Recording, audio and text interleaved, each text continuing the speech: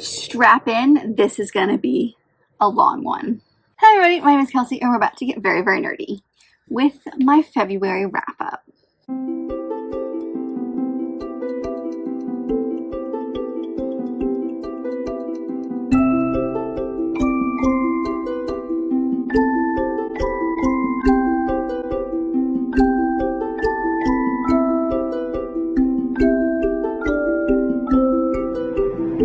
Happened in February, but I became a reading machine. My reading mojo must have come back. I mean, I was starting to feel it come back a little bit at the end of January, but I don't know what happened in February. It went insane because, wait for it, I read 17 things. What?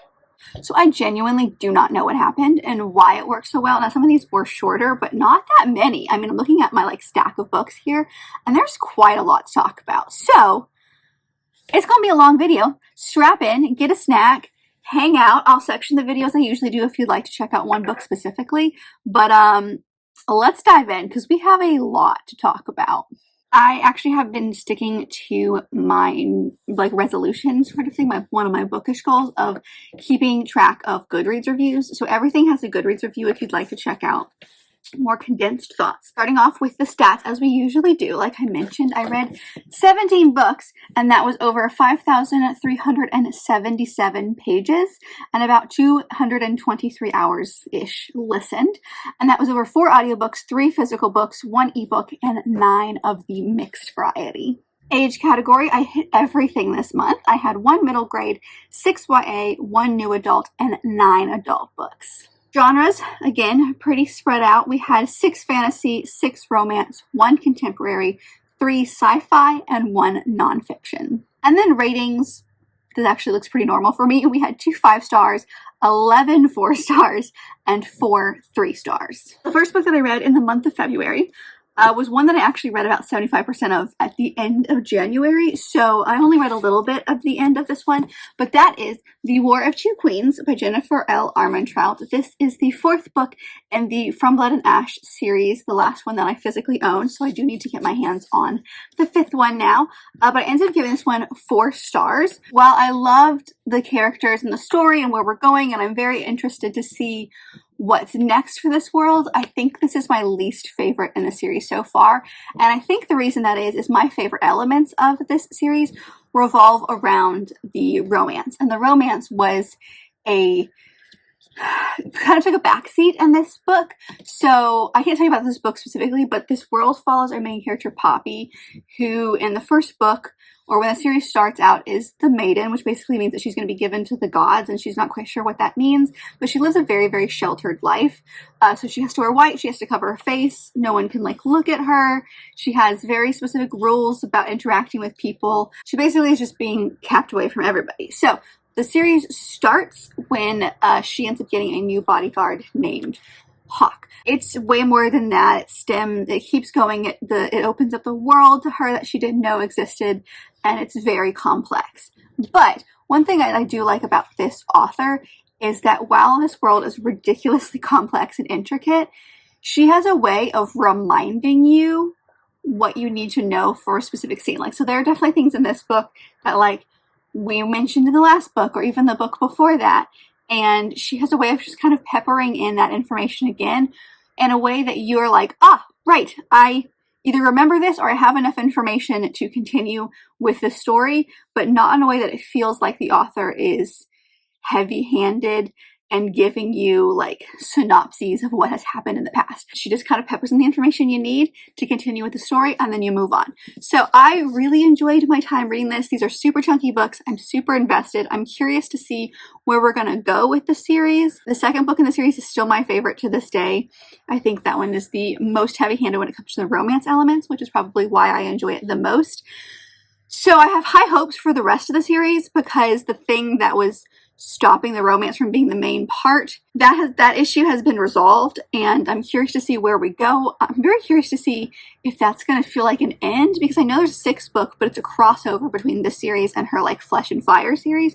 So I don't want to read that one until I read the Flesh and Fire series, but I feel like I need to read the 5th one. Although we're definitely getting some crossover because there's definitely some characters that are mentioned, historical characters, are mentioned in this book and the previous book, whereas I know they are the main characters in the Flesh and Fire series. So if you are a big consumer of this series in Flesh and Fire, let me know what I should do. She has a writing style that's similar, in my opinion, to Sarah J. Maas in its addictiveness. So like its ability to make me care about these characters and love them wholeheartedly and have every emotion under the sun while I'm reading this. Like, I feel like I know these people. Like, these people are my friends and family. Like, I know them so well. I really enjoyed this book. It just wasn't my favorite in the series. There's definitely been better ones in my opinion, but I enjoyed my time. Really enjoyed it. Not my favorite. The next book starts off a vlog that I did, which was the last installment in my 12 books in 12 months series that I didn't actually finish in December because of the whole me having kind of a reading slump at the end of the year, but I finally finished it. So the next 3 books, I believe, I did them in order, yes, are the last 3 books that are from that recommendations video, so I'll leave it linked above if you want to check it out. The first book that I read in that vlog was Any Day With You by Mia Respicio. This one, I ended up giving 3.5 stars because I'm very conflicted about this because I really enjoyed my time. It was so good. I loved our characters, but there was just something about it that wasn't like giving me that like oomph to rate it any higher. This book follows our main character, who's 12-year-old Kaya. She lives on the Pacific coast, and it's the summer, so the book takes place during the summer.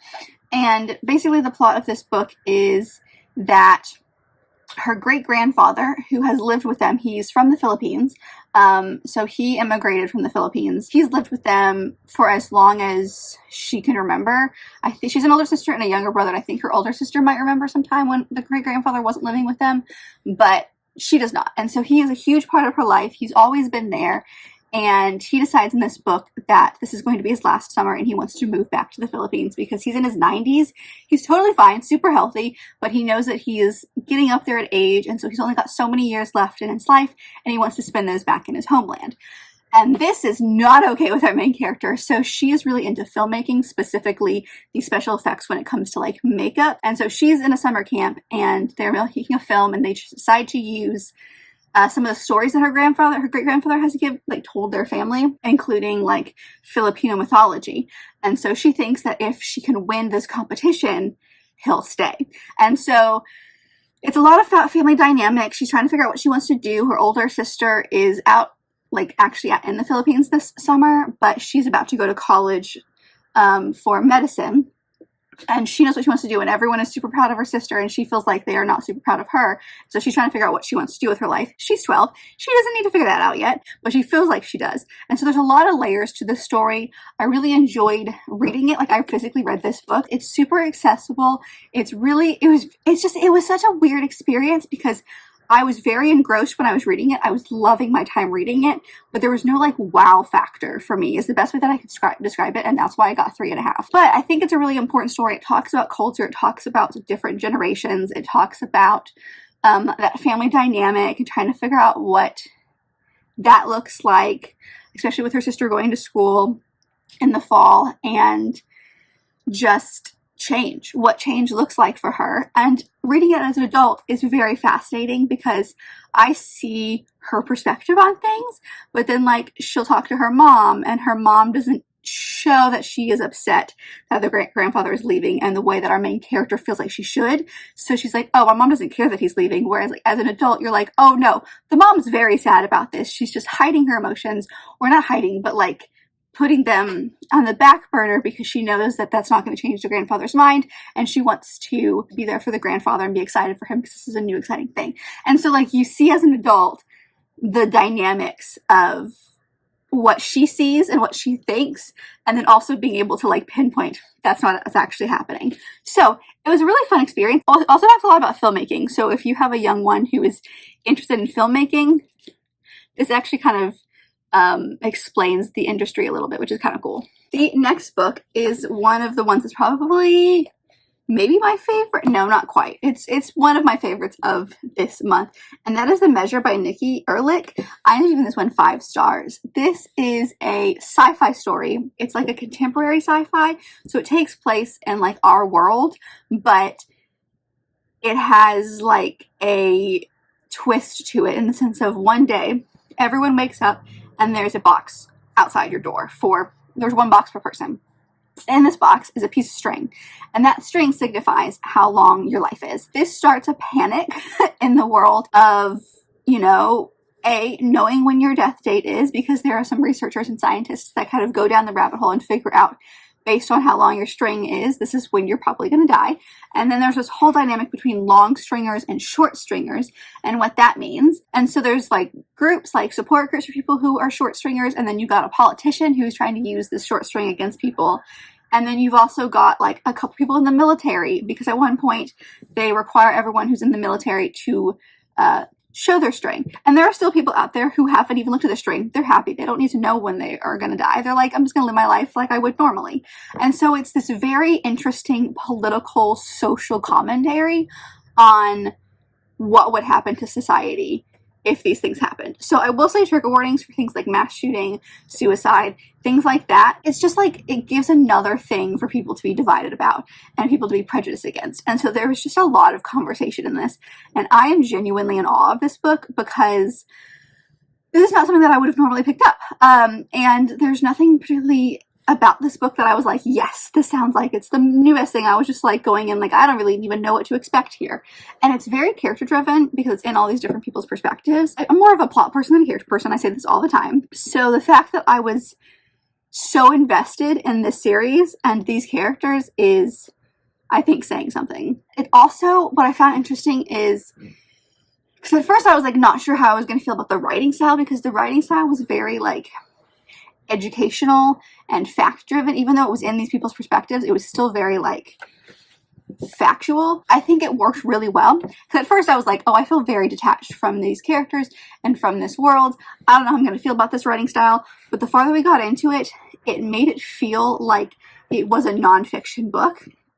So you get invested really quickly, I think. And then you also have these characters who feel so real because of how this author has chosen to write this book. So it was just really fascinating, and I loved it. I cried at the end. It made me feel emotions, and I was not expecting that going in. I was expecting to like think maybe that this was just going to be like an okay book, and it turned into like one of the best things ever. So highly recommend if this sounds remotely interesting. It was fantastic. I have no words. I'm still a little bit in awe of what this book did. The next book is the final book that I read for this vlog, which is The Forbidden Wish by Jessica Corey. This one I also gave 3.5 stars to, and this one I think, for me, it suffered from the writing. Now, I've read other things by this author. She has another middle grade, well, she's got a few things, but I've read a middle grade story by her. I know what her writing is like, and so she chose a very stylistic decision in this, where she made it very lyrical, which totally makes sense for the setting. It's a reimagining-ish of the Aladdin story, but what if the genie was female and fell in love with Aladdin? And so you have a lot of really interesting decisions that the author has made to keep the original story there, but like what she did to change it to make it work for what story she wanted to tell. So the reimagining elements were very interesting, seeing kind of what she decided to do there, but I just found myself not being able to get on board with the writing. It was just way too lyrical, and then also, again, there was no wow factor for me. I found myself spacing out, especially near the end. There was kind of like a climactic fighting moment a little bit, and I just realized that I was spacing out so hard during that scene. There's just some things that I found myself like not really caring about. Like, I didn't feel like the romance was as amazing as it was presented to be, like there's just elements like I didn't believe it, and I think it's because it was in that YA range, but I think it was younger YA, so it definitely didn't hit with me because I was not the correct audience. But I'm still invested. I still read this in like a day, I think, so I did enjoy my time with it, and I'm glad I read it, but like it's not my favorite thing, and it's not like my life has changed or anything like that. The next one, however, was an amazing book, and that is Mislaid in Parts Half Known, which is the 9th book in the Wayward Children's series by Shauna Maguire. I buddy read this with my friend Teresa. We always do buddy reads of this series. I loved this one. So I have this weird thing where like some books in the series hit perfectly and amazingly, and some books are just kind of okay. And the last few books have just kind of been okay.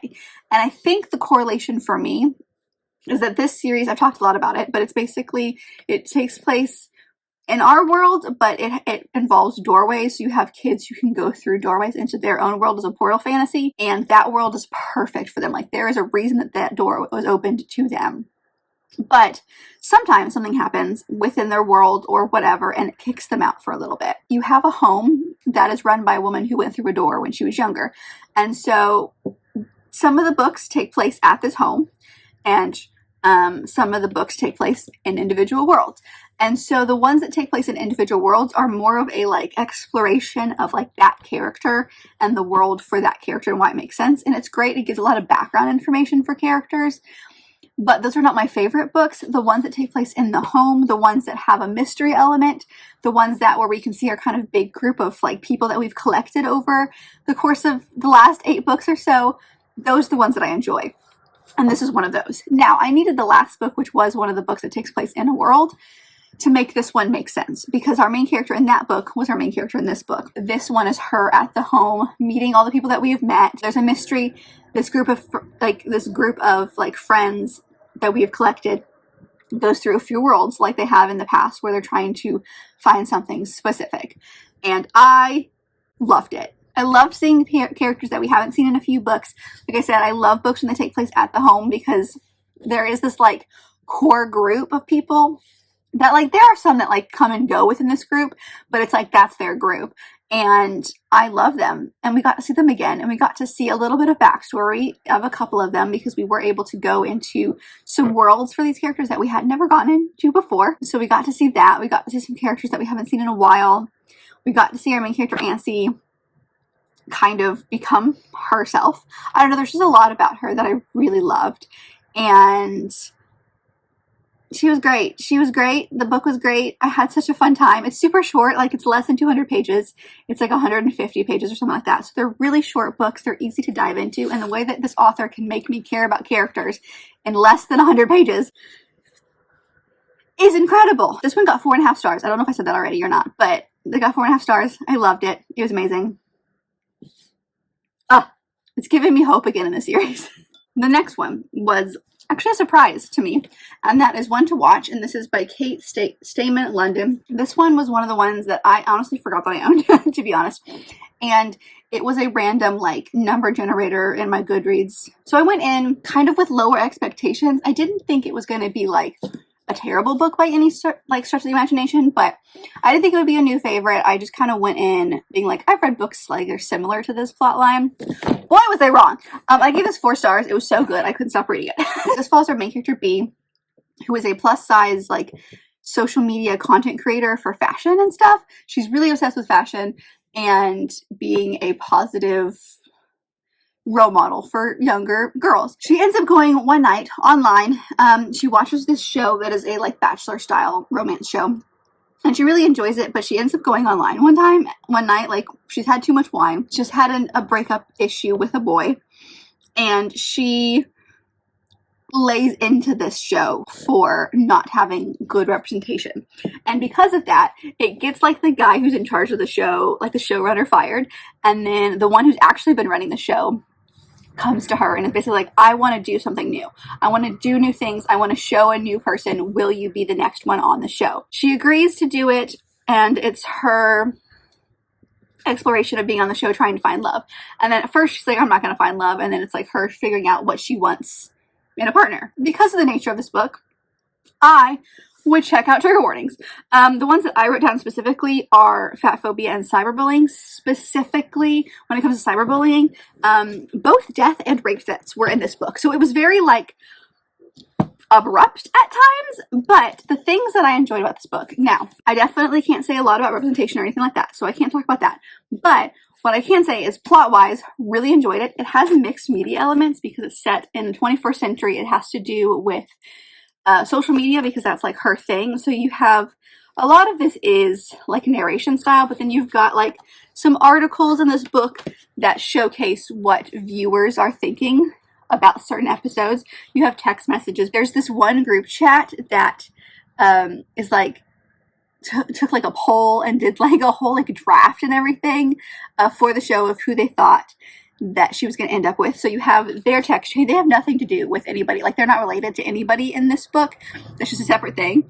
And then you do have like text between her and producers. And then you also have like the script of some of the interviews that like maybe B didn't see. And it's between the producers, the cameraman, and some of these men on the show.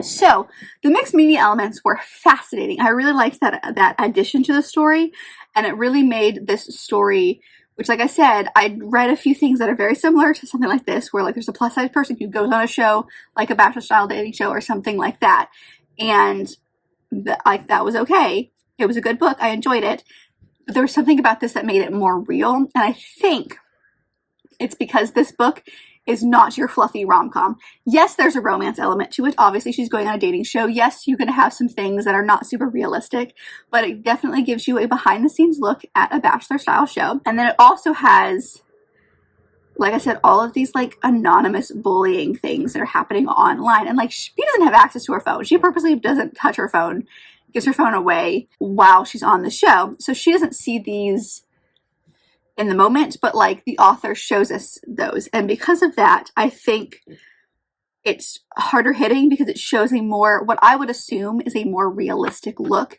at what being plus size on social media looks like. Again, I can't say or anything about the like representation or anything about that, but that's just what, as a reader, it felt like they were trying to be more realistic of what it actually is like. Because it's set in the 21st century, there is this anonymousness to the trolls online, so they feel like they can say things that they probably wouldn't say normally, which is very true for everybody.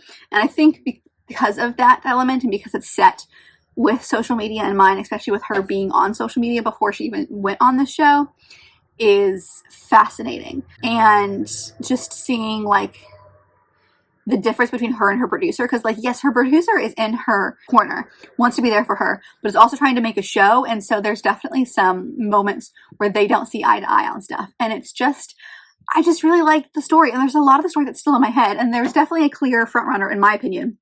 I picked him out from like the middle of the book. And I liked seeing where their romance went, how realistic it was between the two of them, what they were like both on camera and off camera, and just how that relationship progressed and ended felt perfect. I really enjoyed it, is what I'm trying to say. I went in thinking it was just going to be an okay read, and it became an amazing read. The next one is one that was super random. I didn't really expect to pick up A Curse of Our True Love by Stephanie Garber, which is the final book in this trilogy. So I have finished this trilogy finally, and I gave it 4 stars. This one was a little bit of a letdown for me when it comes to how much I enjoyed the first one, especially the first 2.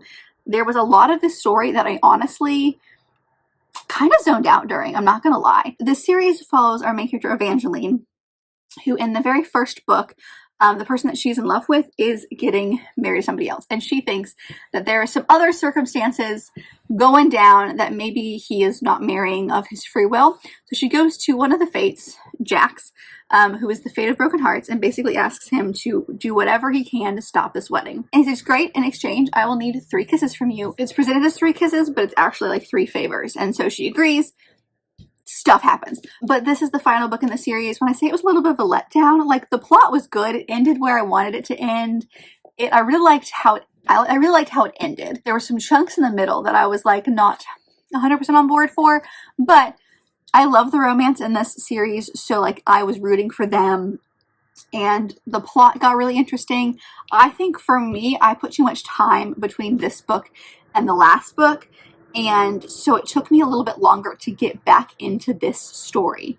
Not because there was anything wrong with the writing, not because I didn't remember some stuff. She's really good about like reminding you as the reader what happened in the previous book and why that's important going forward. So it's not like I couldn't remember. It was just I couldn't care as much as I used to, I think, is the problem. So I'm not sure what it was. Maybe I just went in at the wrong time, but it still got 4 stars. I still really enjoyed it. I'm still going to hold on to this series. I think it'd be really interesting, like years in the future, to just binge the trilogy, because they are very much like book begins where the last one ended. So it's like very much a like continual story. And if I read it in one sitting, maybe not one sitting, but like one go, then maybe I would enjoy this one a little bit more. But I still really enjoyed it. Like, this makes it sound like I didn't like it. I still gave it 4 stars. As far as how much I enjoyed the other two. It was a little bit of a letdown, but the plot and everything and the romance in here, I very much enjoyed.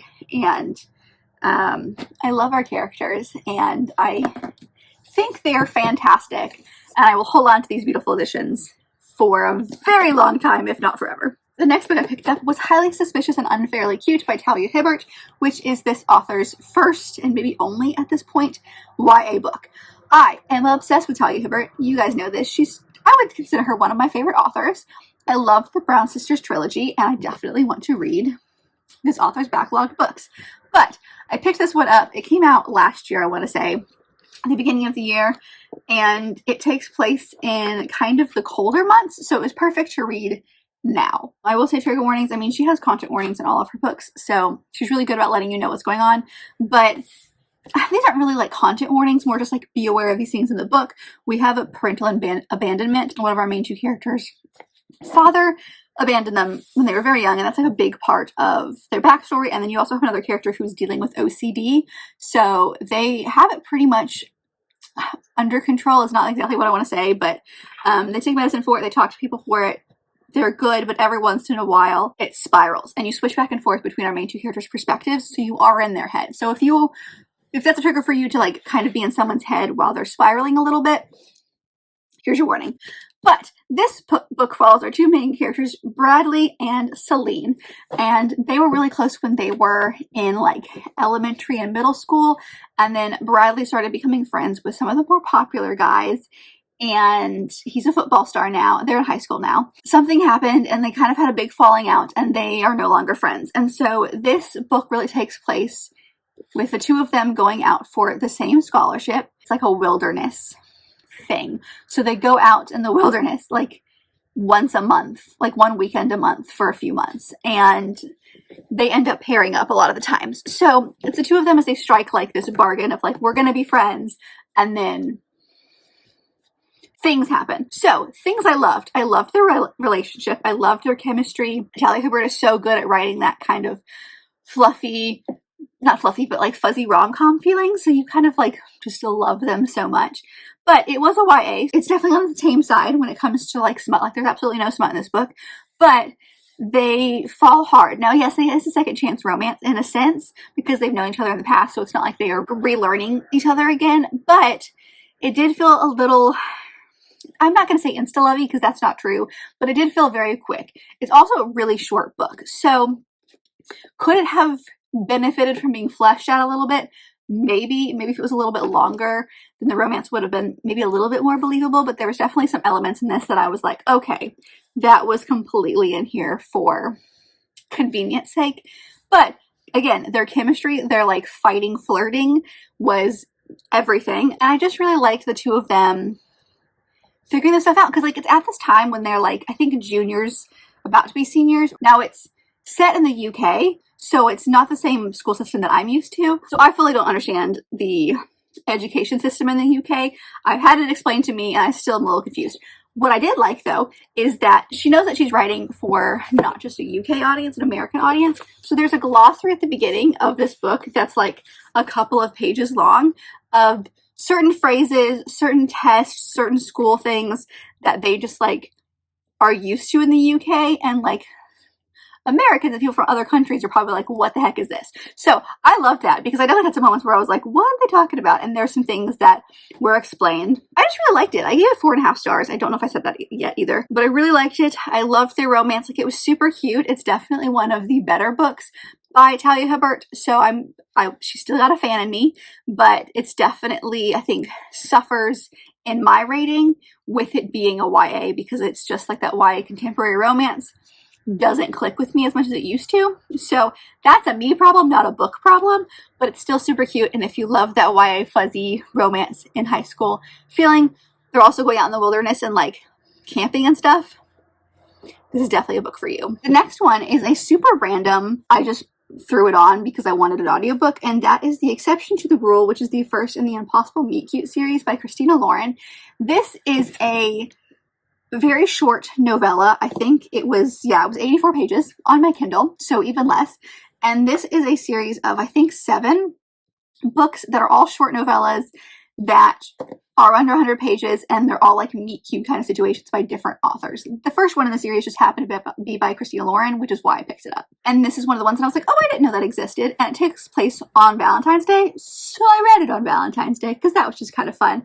But it's basically broken up into two halves. You've got the first half, which is told entirely in emails between these two people. And the second half is in like a normal novel format. So it switches back and forth between our two main characters because it takes place on Valentine's Day. It starts with them being in high school and goes all the way up until I think they're out of college, if I am correct, or they're in grad school age. It starts with our guy, and he accidentally emails what he thinks is a professor asking about an assignment, and it turns out to just be another student who responds and is like, hey, you know, I'm not who I think you are. Just want to let you know. Also, happy Valentine's Day or something like that. And so they end up striking up this super random friendship. They don't know who each other are. Basically, they email each other once a year on Valentine's Day. They talk a lot about their lives. Some things start to come out about their families. They are very rarely single at the same time. And then they end up discovering that they actually are at the same college. So it's super cute. It's exactly what it sounds like. It's their like meet cute story that turns into like their first date. And I loved it. It was super, super cute. I gave it 4 stars. There's not a whole lot of substance to it. It's not like the most amazing thing I've ever read.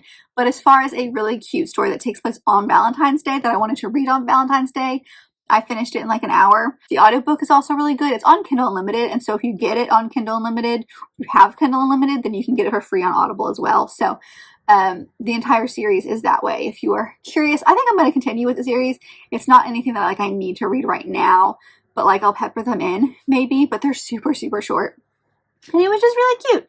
It definitely is. If you liked the movie like You've Got Mail with Tom Hanks and Meg Ryan, you're going to love this because it gives off the same kind of vibes. The next one I picked up was the first volume of Ascender by Jeff Lemire and Dustin Nguyen. I gave this one 3.5 stars.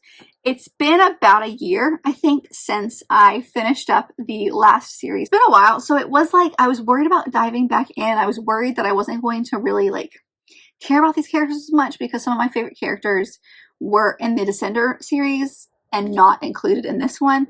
But I actually really enjoyed it. Now, the art style is not my favorite, but I don't think it was my favorite in Descender either. So, like, that's not a detriment of the story. Either way, it took me about halfway through this book to get hooked, but I got hooked. So it took me a little bit to get into it again, and that could be a mixture of they needed to set up a whole new world. Like, this takes place 10 years. Yeah, 10 years after the events that Descender ended with. So it takes place with one of our main characters and his daughter and the aftermath of what happened and where the galaxy and society is now. There are vampires in this book, which are super creepy, and I'm not a fan. Also witches for some reason. But like magic isn't a thing except for with this one subsect or like this one person. And so I don't understand that history yet, but I started caring really quickly. We started to see some of our other characters that we've known from the Descender series pop up. Also, ends on a huge cliffhanger in a way that I didn't expect it. Like, it did the thing where you thought you got to the end and then you flipped a page and there was one more panel and I was like, excuse me. And that panel told me I needed to continue. So I loved it. It's like I said, I got 3.5 because it did take me a while to get into. Again, the art style is not my favorite, but I still loved these characters in this world, and I'm invested in this world, even though some of the stuff in this book is creepy. But I loved it. I really enjoyed it, and there's not a lot to say about it, but it was great. The next one I picked up is one that I've been trying to read for God knows how long, which is Book Lovers by Emily Henry. I was giving this one 4.5 stars.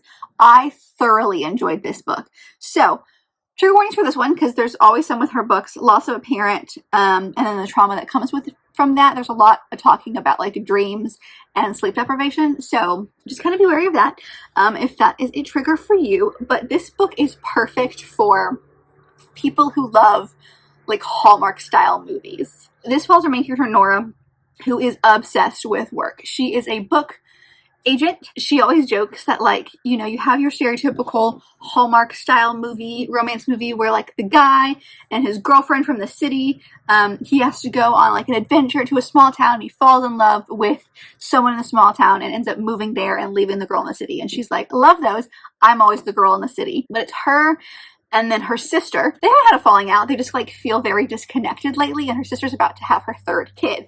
So she decides that she wants to go to the small, tiny town that is where one of Nora's biggest clients, her first book was set. And so she wants to go there for a full month in August. And so Nora agrees. She's like, that's fine if you are okay that I work a little bit during the day, but the nights are yours, weekends are yours. I am yours, I'll do things remotely, that kind of thing. And so she goes to this town with her sister. And then there's a guy named Charlie who is a book editor. And he and her kind of get off on the wrong foot. And so there's like an animosity between the two of them. But he's from that town. So he's there and they run into each other all the time. And so it's their story as they decide to work together and edit this author's newest work. So there's that. You've got the sister dynamic because there's some stuff going on with the sister that she's trying to figure out. You've also got her being like the older sister. Their mom passed away when they were younger. And so she's always been trying to, younger as in like college age, like high school, college age. So like she's always been the one that's trying to take care of her sister. And so you've got that element there. There's just a lot of stuff here. So I loved it. It's so much fun because there's so many references to books. There's so much about book love in this book that if you are like a book person, like I assume you are if you're on this channel, then you will love all of the elements of this. It definitely talks about, it doesn't make fun of like Hallmark movies in the sense of like, you know, going to a small town, all the tropes that you expect, but it does kind of talk a lot about like, that's what you expect in a movie. Let's try to recreate that in real life. You've got the relationship between her and Charlie, which is purely professional and then becomes friendly. And their flirting is like my favorite part. Like they have the best chemistry, I think, of any Emily Henry couple that I have read so far. I really enjoyed the scenes between the two of them. So you've got that conversation and their story of trying to figure out, is there something here? And then on the other side, you've got Nora and her sister and the kind of strain that's there, and Nora trying to figure out what's going on, and the sister having her own stuff. And there's a lot of, especially near the end, there's a lot of conversation about what Nora perceived was their childhood and then what the sister perceives their childhood is. And so it's the two of them just kind of like coming back together as sisters. So if you like a story about sisters that also includes romance, I would say like the sister relationship and the romance relationship are pretty equal in the amount of time that they are given in this book. It's messy, it's flawed, like most of Emily Henry's books are when it comes to her characters, but I loved them. And now I'm officially caught up, and I've read this, well, not caught up on the books that I own, and I've officially read this book that I've had on so many TBRs in the past 2 years since it came out. But I finally did it, and it was great. The next two books I'm going to do together because they are the first two books in the Throne of Glass series by Sarah J. Maas. I have officially done it, guys. I've started the series. I did a very, very long vlog about my experience with this, so I do apologize for how long it was. I just ended up talking a lot. Basically, what I've decided is I am obsessed with this series, and I'm going to binge them over the next few months. I get it. I get the hype. Okay, so I'm going to kind of talk about these together, but the first book in the series is Throne of Glass, and then we have The Assassin's Blade, which is a collection of 5 prequel novellas that tell the backstory of our main character, Selena. So, I've been told that I need to read these before diving into the series. I totally agree. Now, the series, I think the first 2 books came out before these were published, but I agree with everyone who told me to read this first. Basically, this series, if you don't know, follows Selena Sardathian, who is an assassin. And in the first book, she has been in the salt mines jail for about a year. And she is taken out by the prince of this very corrupt country that she hates, but she's stuck in. And he basically says, my father has this championship that, or this competition where he wants to have the king's champion, which is basically someone who's going to become the king's assassin, hired assassin. And this championship, it has 23 other murderers and thieves and soldiers and other people who are vying for the position. And so he wants Celaena to be his champion for this competition in exchange for, I think it's 4 years of service to the king. Then she'll get her freedom, and she'll get paid, and she'll like live in the castle and things like that. So she'll basically live free, but at the king's beck and call, and then after 4 years she can leave and do whatever she wants. Also, there is a murder mystery plot happening where some of the competitors in this competition just start showing up dead, and she's like, what is happening? So she goes down a rabbit hole to try to figure that out. And like I said, The Assassin's Blade is 5 short stories that showcases Celaena's backstory, kind of who she is as a person, sets up a lot of stuff, and then sets up how she ended up in the salt mines before the first book. This one got 4.5 stars, and this one got 5. I loved it. There's not a lot I can say, honestly, because it is a Sarah J. Maas story. All the things that I love about Sarah J. Maas's writing, her addictive writing, her ability to make me care about characters. I was invested in the series when I was still in the prequel novellas. I feel like that is saying something. I am hoping to really dive into this. I want to see why everyone loves it so much. I loved the first one. I totally get the hype, but I know the series is going to go in some very unexpected ways. I want to see what those are. I think my favorite part about these series is the character of Celaena, because she is such a like cocky person. She will talk back to you. She will egg you on. But the thing about her is that she has the skills to back it up. So you may think nothing of her because like when she's in this competition, she's the only female competitor. When someone ticks her off, she's going to prove to you that she actually has what it takes to do things. And so I love her for that. I don't know why, like if I knew this person in real life, she would drive me nuts. But in a book, she's so fun to read about because she takes absolutely zero crap from anybody. And she's just so smart, okay? I really like her. She reminds me of Bryce Quinlan, which is the main character in Crescent City, just the tiniest bit. It was so good, and expect to see a lot more from that series pop up because I will talk about it and read them because I need answers and I want to continue, and I love these characters and I want to know more things about them. The next book that I ended up finishing was A Rogue in Texas by Lorraine Heath, which is the first in this series, which I believe is called A Rogue in Texas. I've seen it a couple of different places, but this is the first in a trilogy. This is for my buddy read with my friends that I read the Lorraine Heath books. I will say tentative trigger warnings because like it's not, but it's talked a lot about, is like possible sexual trauma or PTSD. There's not like rape or sexual assault on the page or anything like that, but it talks a lot about one of our main characters' relationship with her husband and how it wasn't super loving, and like every time that they would have sex, it was like she went along with it, but she didn't want to. I don't know if that makes sense. Like it was just, it's blurry. It's a very blurry line. So I just wanted to talk about that because like it's not assault on the page, but like it's a conversation that is a very big conversation throughout the book. With that being said, this follows our main characters, Grayson and Abby, basically these guys who are in England who are second sons, illegitimate children. For some reason their father wants them gone. Their parents send them to America to make something of themselves.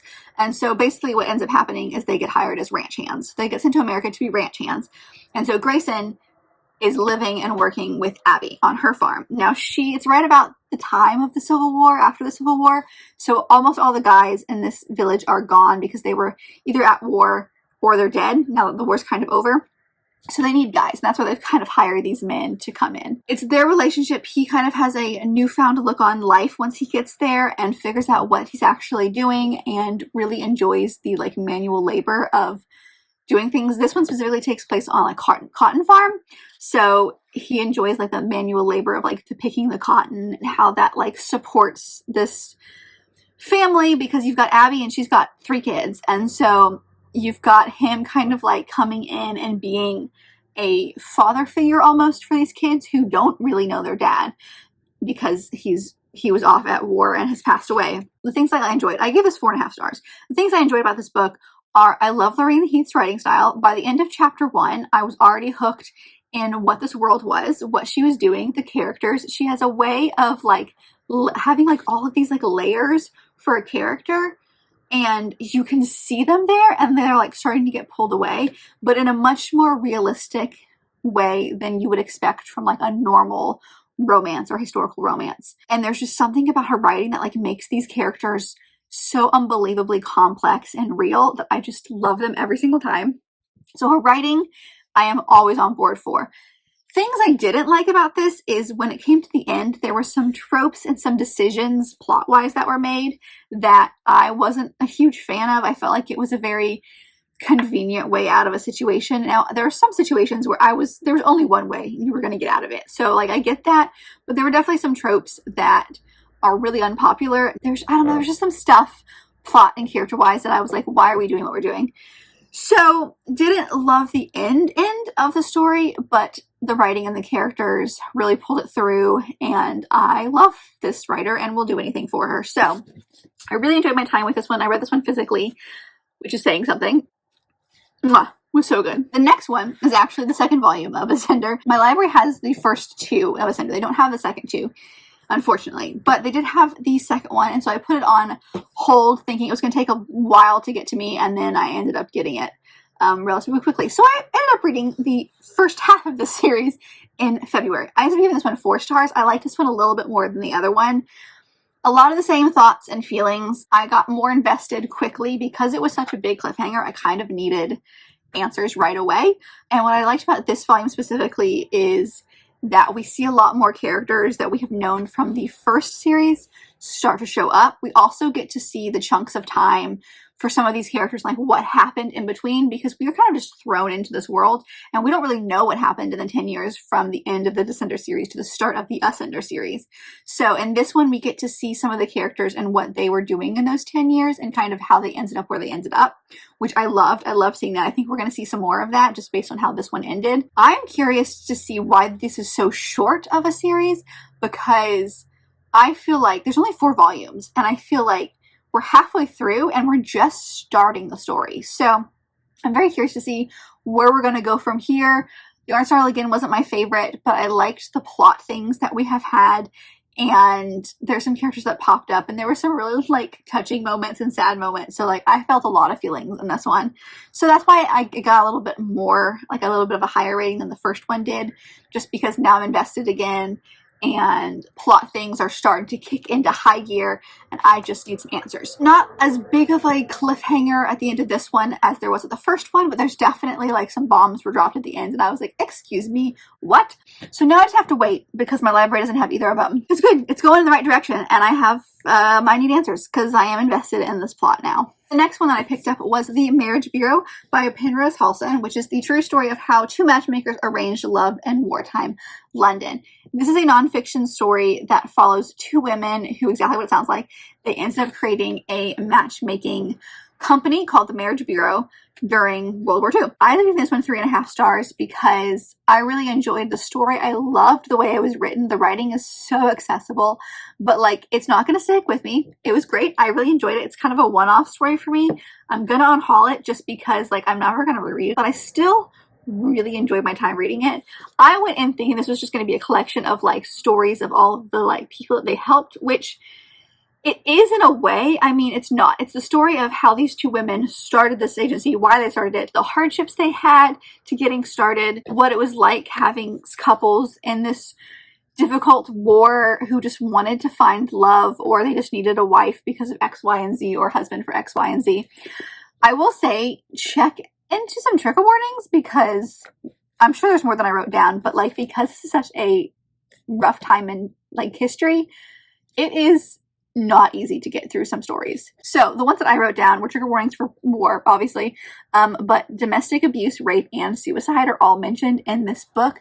So it's not like heavily touched on, but it's like because of the situations some of our couples found themselves in, it was, or they were escaping or, you know, whatever it was, they are very open about their struggles with these 2 women who were interviewing them to kind of get all the information they need so that they can help find matches for them.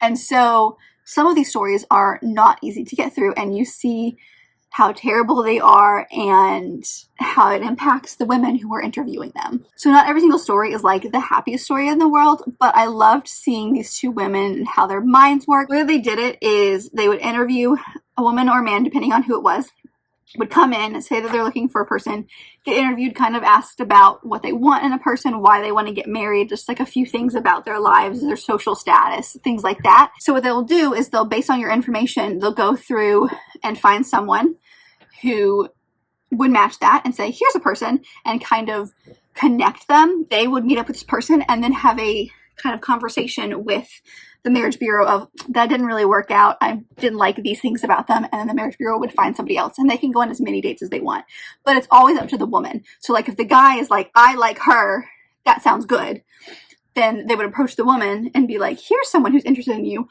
would you want to go on like a date with them?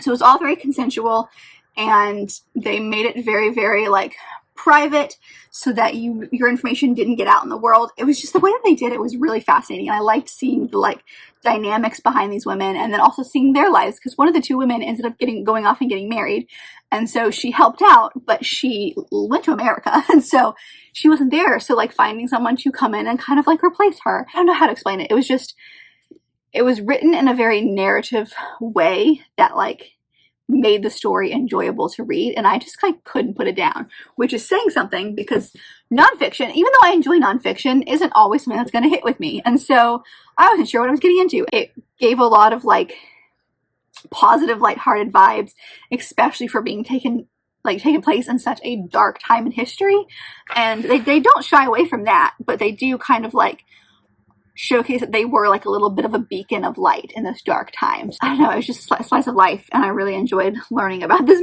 random marriage bureau. And the very last book that I ended up picking up was super random, but it's because the library finally, like I was on hold for months for this audiobook, and it finally came through.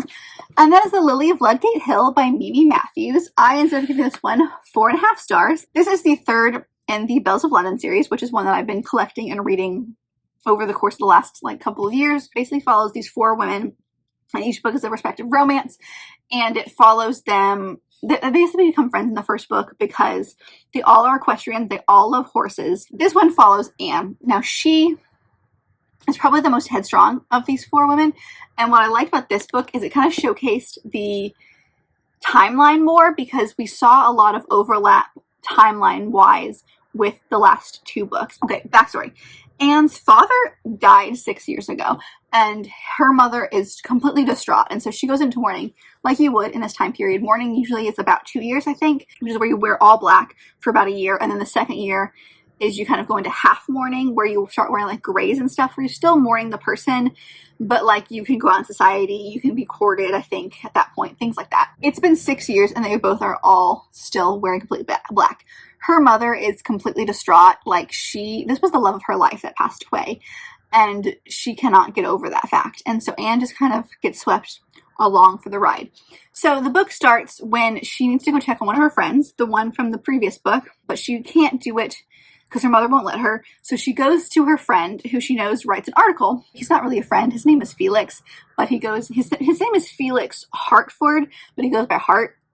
And he and her had a thing in the past, and then they had some falling out. So like they just don't get along. But she comes to him asking for a favor, basically like, can you write an article in one of your papers that says there is some mysterious stuff going on, because her mother is very into the occult and seances, and so that'll help convince her mother that she needs to go to this house. He's like, sure, I'll do that for you, but you have to come to our house party that's for Christmas. It's like one of the like house parties that takes place over the course of like a week or so.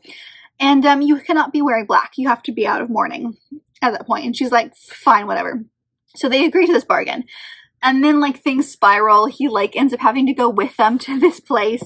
Then they kind of have a lot of conversations about the past. That's what I loved about the series, or about this book specifically, is that Anne and Hart are so open with each other. Like they haven't been for a while, but in this book, they basically end up forcing each other to kind of talk about the past, and they are very open about it. And there is like no miscommunication trope. Like you could so easily use miscommunication trope to make something like make why they broke up in the past a thing, but it's not. They both know each other's reasonings for why they did it, and this book focuses on the two of them kind of getting past their pride a little bit, and then understanding maybe there's some stuff going on. Like, he's got a lot of stuff that he is figuring out after his parents passed away that no one knows about, and so he like enlightens her on that, and so then she starts to see him a little bit better, and so it's more about them growing as people than it is about, oh, something happened that neither of us knew about. And that's what I loved, is this was such an adult conversation. Is like, yes, they argued a lot about the past, but they were very open about their feelings and their conversations. And he never hides the fact that he loves her and still loves her. And she also does not hide the fact that she really cares for him. And like, there's just a lot of elements to this that I loved their romance. Their character dynamic, their chemistry is amazing. So I love this. And I can, after reading this, confirm that this is still a book that has zero smut in it. So if you are someone who doesn't like smut, this is a series for you. It continues to be that way. And I just really enjoyed these characters. They were fun to learn about. It was beautiful romance between the two of them, and I love them. And there's a lot to it. Like, there's a lot of backstory and a lot of stuff that's going on behind the scenes, specifically on his side. But I also like, you know, we finally have moments between her and her mother who should have happened probably years ago and finally are happening now. And then there's just a lot on each other's plates, and I really enjoyed watching them be there for each other. So that book was great, is what I'm trying to say. I ended up the month with a very beautiful, amazing story that I wasn't sure when I was going to get to, and I ended up like being able to fit it in, which was great. So that's all. Those are the books that I read in February. It's a long video. I do apologize. This got a little out of hand, but I hope you guys enjoyed. As always, let me know if you've read any of the books that I mentioned in today's video, or tell me your thoughts on books that you read in February. What would you say your favorite book of February is that you read? I would love to know. But if you liked this video, and I very much hope that you did, don't forget to give it a big thumbs up and subscribe down below if you'd like to be part of this awesome growing family. I've also got all my social media down there, as well as other fun book links, so check all that out, and I will see you guys in my next video. Bye!